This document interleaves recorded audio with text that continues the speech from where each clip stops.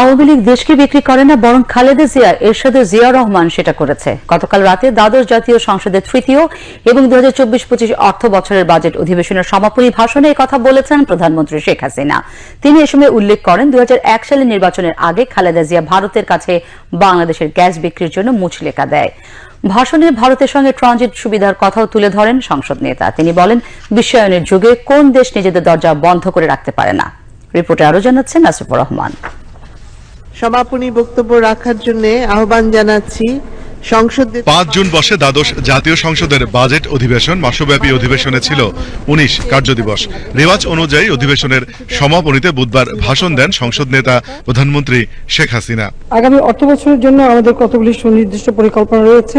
বক্তব্যে জানান নতুন অর্থ বছরের জন্য সুনির্দিষ্ট কিছু পরিকল্পনার কথা। তার আহ্বান, সকলে যেন মনোযোগী হন বাজেট বাস্তবায়নে। যে বাজেট যাতে যথাযথভাবে কার্যকর হয়।